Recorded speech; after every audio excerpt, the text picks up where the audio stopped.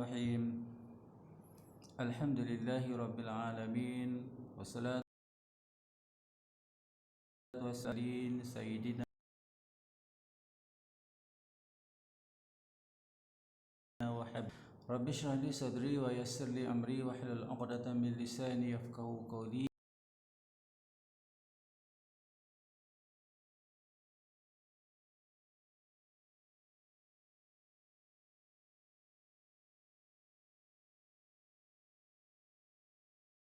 Lagi dalam bidang Al-Quran. Dalam bidang Al-Quran,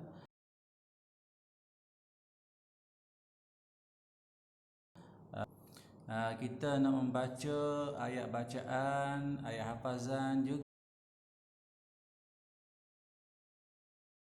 juga ayat kaca, boleh faham, boleh hafaz dan juga boleh faham. Surah Al-Mu'minun ayat 1 hingga 11.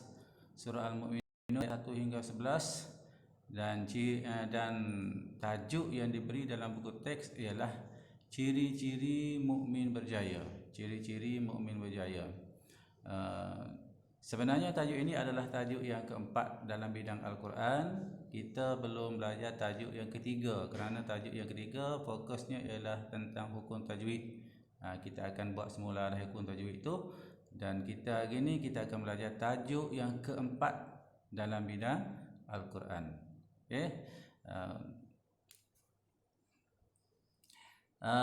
Ini adalah ayat daripada surah Al-Mu'minun ayat 1 hingga 11. Ayat ini tiga benda dituntut kepada kita. Yang pertama, kita boleh baca ayat ini dengan baik.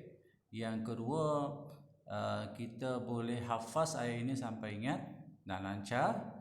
Dan yang ketiga, kita kena faham isi kandungan ayat ini. Jadi tiga benda dalam ayat ini. Okey, kita mulakan. Pertama sekali kita baca sambil-sambil hafaz, ya. Kita baca sambil-sambil hafaz ayat ini. A'udzu billahi minasy syaithanir rajim.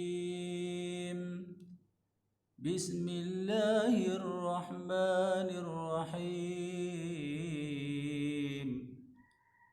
Qad aflahal mu'minun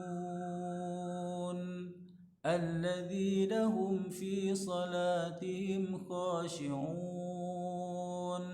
والذين هم عن اللغو معرضون والذين هم للزكاة فاعلون والذين هم لفروجهم حافظون إلا على أزواجهم أو ما ملكت أيمانهم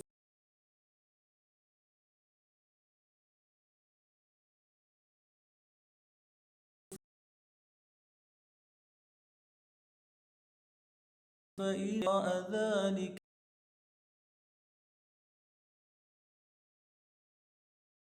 كفروا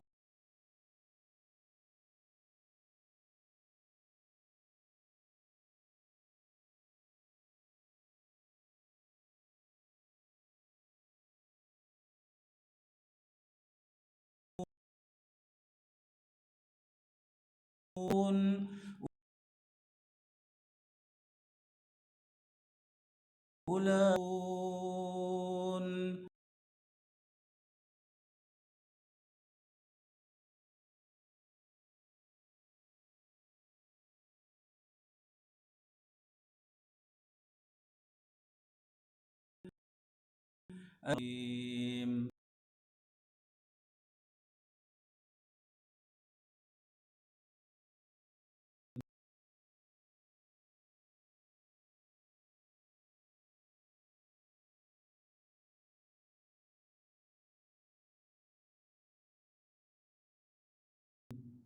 daripada 3 tahun lepas hingga 3 tahun 5, inilah ayat-ayat hafazan.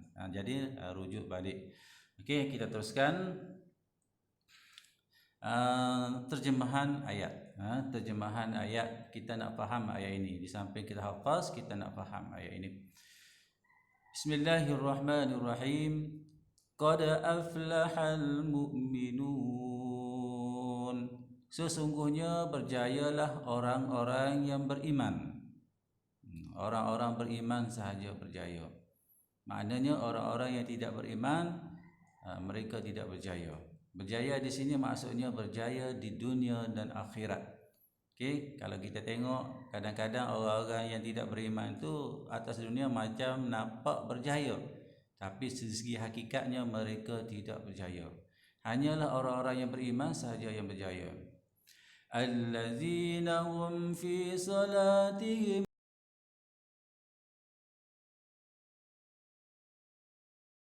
berjaya, yang memiliki ciri-ciri berikut.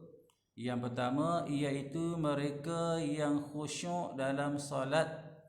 Mereka yang khusyuk dalam solat, melakukan solat dengan khusyuk. Walladzina hum 'anil lagwi mu'ridun, dan mereka yang menjauhkan diri daripada perbuatan dan perkataan yang sia-sia. Walladzina hum lizzakati fa'ilun,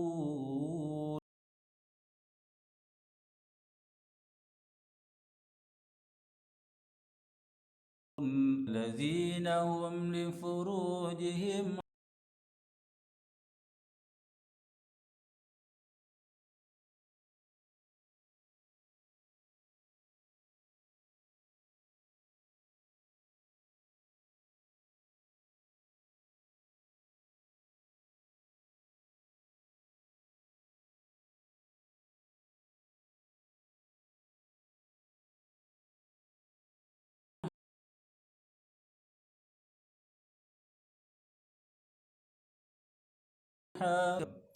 faman ibtagha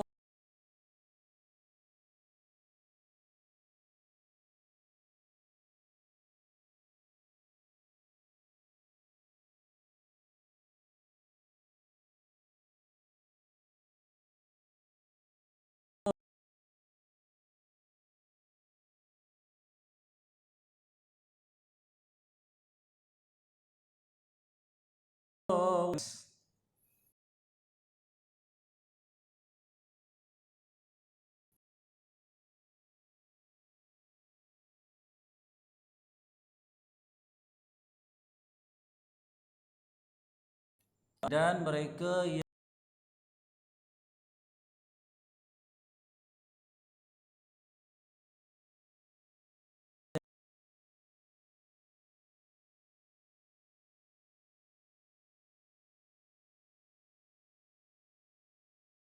menjadi ulama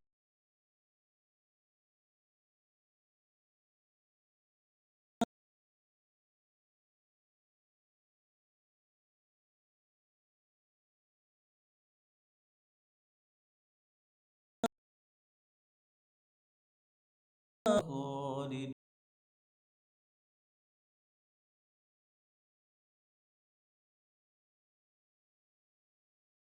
dalamnya.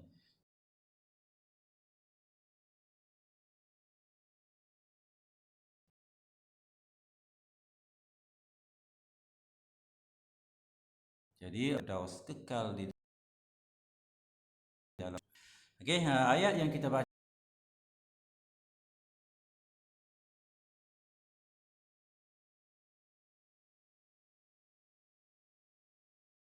kalau kita nak berjaya dunia akhirat, lakukan 7 perkara berikut.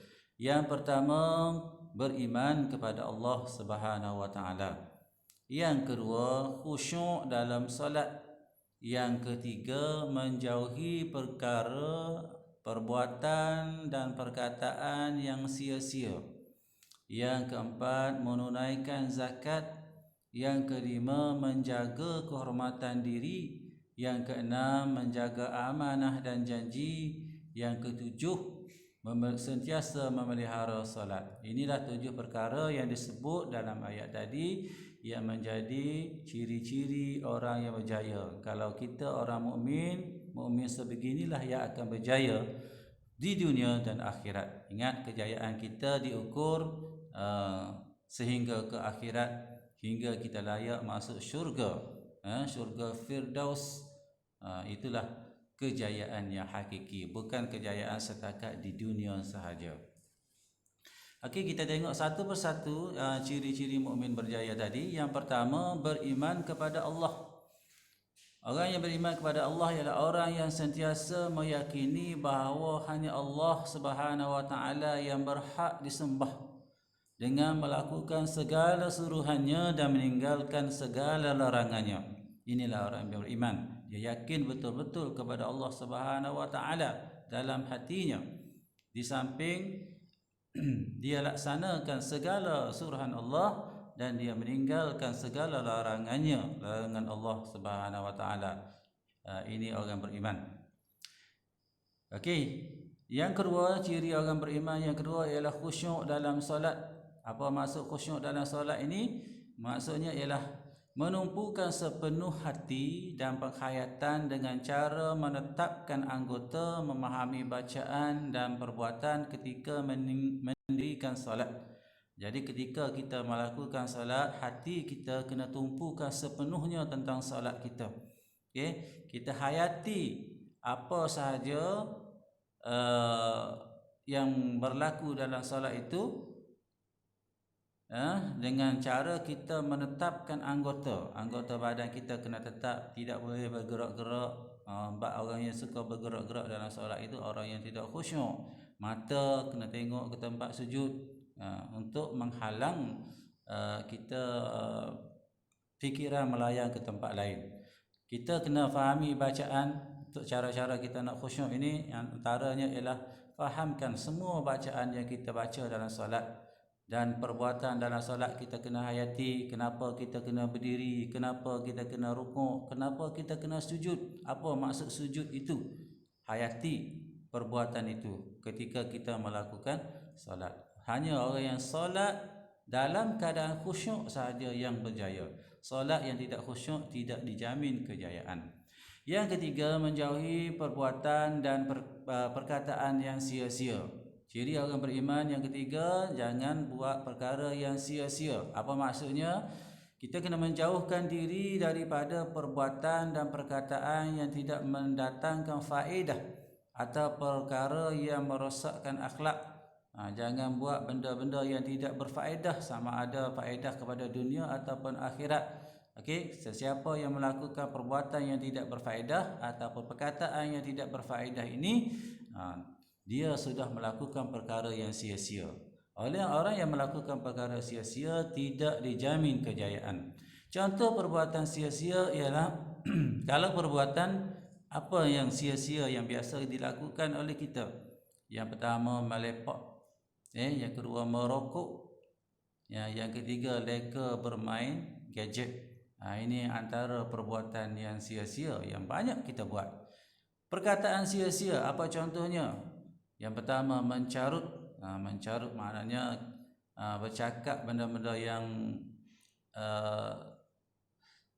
benda orang kata bercakap benda koksi, ataupun orang Kelantan kata menyampung. Apa-apa sajalah. Berbual kosong ketika belajar. Bagi seorang pelajar, ketika dia belajar, cikgu mengajar di hadapan, dia duduk berbual kosong. Itu juga perkataan yang sia-sia. Orang yang nak berjaya dunia akhirat, tinggalkan perkataan sia-sia ini. Seterusnya, yang keempat, menunaikan zakat, iaitu mengeluarkan harta tertentu untuk diberikan kepada golongan yang berhak menerimanya dengan syarat-syarat yang telah ditetapkan oleh syarak. Itulah zakat. Kita keluarkan harta kita, kita bagi kepada golongan yang berhak. Ada 8 golongan asnaf tu dengan syarat-syarat yang telah ditetapkan. Dan zakat yang kita tahu yang wajib kita keluarkan dua, iaitu zakat fitrah dan zakat harta. Zakat fitrah yang kita keluar di bulan Ramadan, dan zakat harta kena keluar kalau kita ada harta yang lebih. Kita ada harta lebih. Kita sudah belajar tentang zakat harta. Harta mana yang kita kena keluarkan. Seterusnya, yang kelima, orang yang nak berjaya adalah menjaga kehormatan diri. Menjaga kehormatan diri bermaksud menjaga dan mengelakkan diri daripada perkara-perkara yang diharamkan oleh syarak, seperti zina, sumpah mahram dan hubungan seks luar tabi'i. Ini benda-benda yang kita kena jaga. Jaga kehormatan diri kita. Disebut dalam ayat tadi, wallazina hum li furujihim hafizun. Li furuj maknanya farjun. Faraj asalnya ialah kemaluan. Diterjemah sini dengan kehormatan. Jadi benda-benda yang berkaitan dengan kehormatan, dengan hubungan ni hendaklah dijaga. Perkara-perkara yang membawa kepada kerosakan dalam hubungan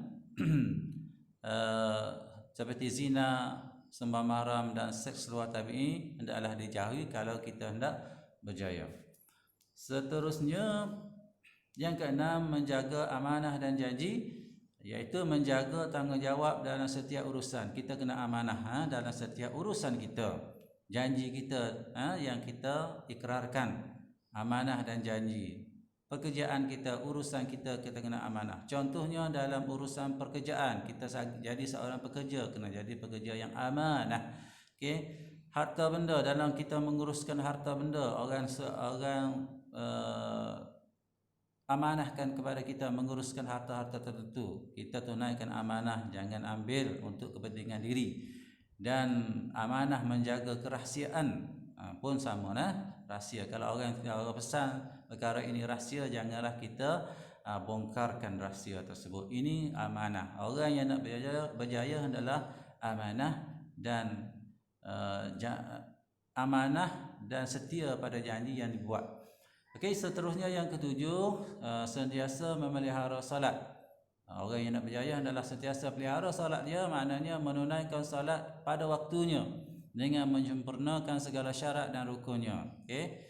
Jadi jaga waktu solat ini jangan luput. Kalau boleh sembahyang itu segera dalam waktunya. Jangan duduk tangguh-tangguh sehingga qada dan sebagainya.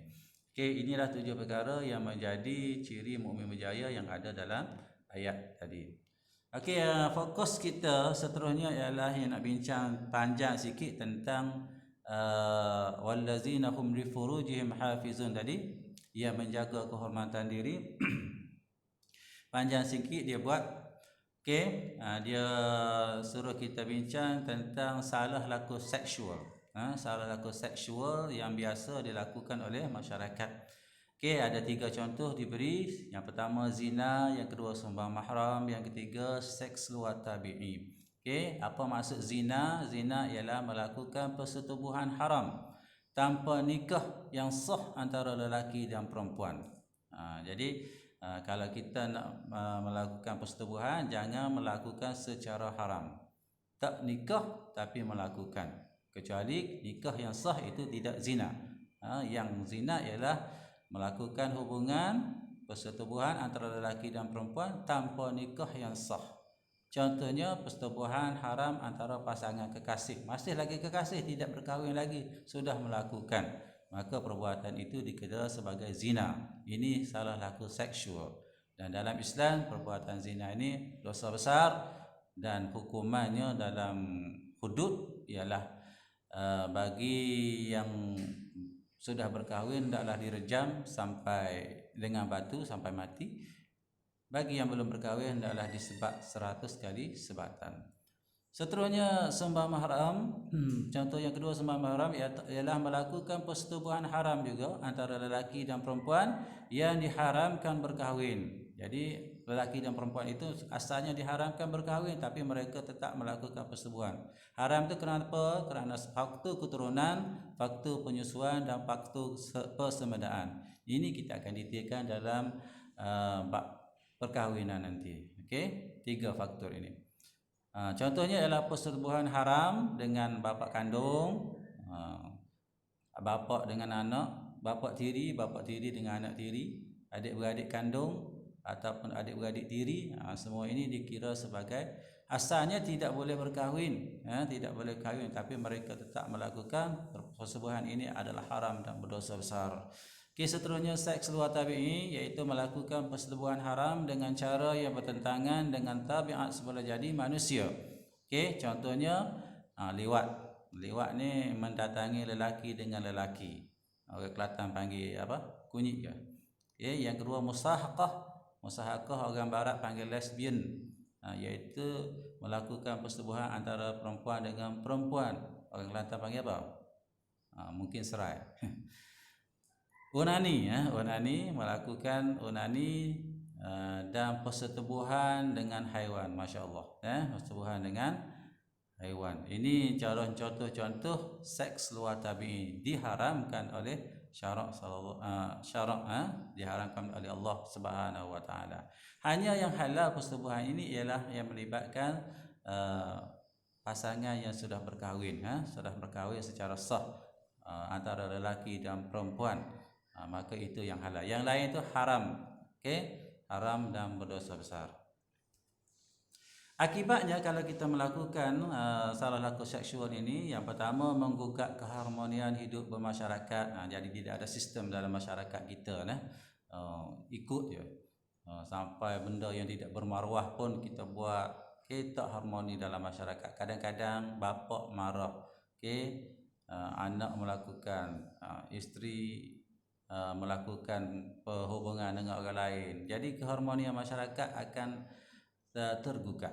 Yang kedua, hilang kelayakan dalam mewarisi harta pusaka bagi anak yang tidak sah taraf. Kalau keluar anak hasil perzinaan, contohnya anak itu anak yang tidak sah taraf, maka dia sebenarnya tidak layak mewarisi harta mana-mana orang. Kalau bapa yang menyebabkan dia lahir pun, bapa itu mati, harta si bapa yang tidak sah itu tidak akan jatuh kepadanya. Yang ketiga, runtuhlah institusi keluarga. Jadi perbuatan ini boleh meruntuhkan keluarga, kita boleh faham sendirilah. Yang keempat, menyebabkan gangguan emosi dan mental. Kadang-kadang emosi dan mental terganggu, Jadi anak luar nikah, bagaimana perasaannya, orang duduk kata, macam-macam. Yang seterusnya, terdedah kepada penyakit fizikal seperti AIDS dan sifilis. Jadi penyakit-penyakit berjaya akan terdedah dengan sebab hubungan-hubungan yang di luar tabi'i ini, seperti AIDS, penyakit AIDS, kita takut penyakit ini, dan sifilis. Sifilis ini ialah penyakit alat kelamin yang menyebabkan alat kelamin dia menjadi buruk, menjadi berpenyakit. Seterusnya, mencetuskan pelbagai perbuatan jenayah. Jadi benda-benda ini akan berentetan. Asalnya jenayah akan membawa kepada jenayah yang lain sampailah membunuh dan sebagainya. Ini yang sebabnya dilarang kita melakukan hubungan seksual tidak mengikut syarak. Tidak mengikut syarak. Jadi berhati-hatilah kita semua. Perbuatan ini perbuatan yang diharamkan oleh Allah SWT, sudah tentu ada bahayanya. Akhir sekali kita tengok pengajaran yang kita boleh ambil daripada ayat ini. Beberapa pengajaran saja. Ustaz dah tulis 5 di sini. Dalam buku ada 7. Tambahlah sendiri. Yang pertama, kita hendaklah, jadi pengajaran kita hendaklah, kita kena buat, kita hendaklah di hadapan. Kita hendaklah meningkatkan keimanan kepada Allah dengan melaksanakan segala suruhan dan meninggalkan larangannya. Yang kedua, menunaikan solat dengan khusyuk, agar kita hendaklah menunaikan dengan khusyuk agar menjadi hamba yang bertakwa. Yang ketiga, kita hendaklah menjauhkan diri daripada perbuatan dan perkataan sia-sia agar dapat meningkatkan kualiti kerja. Semuanya kita dah bincang tadi. Yang keempat, kita hendaklah berusaha untuk menunaikan zakat agar dapat membantu perkembangan ekonomi umat Islam. Dan yang kelima, kita hendaklah menjaga kehormatan diri supaya diri dan keluarga terpelihara daripada penyakit yang berbahaya. Berbahaya, bukan berbahawa di sini, salah eja. Jadi ada lagi dalam buku dua lagi pengajaran. Jadi pengajaran ini hendaklah kita perhatikan, janganlah kita melanggar pengajaran Allah Subhanahu wa taala, batas-batas Allah yang Allah Subhanahu wa taala tetapkan. Jadi kita yakin kalau ketujuh perkara yang kita belajar tadi kita boleh laksanakan, maka kita dijamin oleh Allah Subhanahu wa taala akan berjaya dunia dan akhirat. Jadi setakat itu dulu untuk kali ini. Diharap semua pelajar dapat menghayati pembelajaran kita pada hari ini. Dan seperti biasa, nota biar ada dalam buku. Dan hafal ayat yang kita baca tadi dengan betul-betul, sampai ingat, sampai lancar betul hukum tajwidnya. Jadi untuk setakat itu untuk hari ini aku qauli hadza wa astaghfirullahal azim li wa lakum wa lisa'il muslimin wal muslimat. Wa sallallahu ala sayyidina Muhammad wa ala alihi wa sahbihi ajma'in walhamdulillahi rabbil alamin.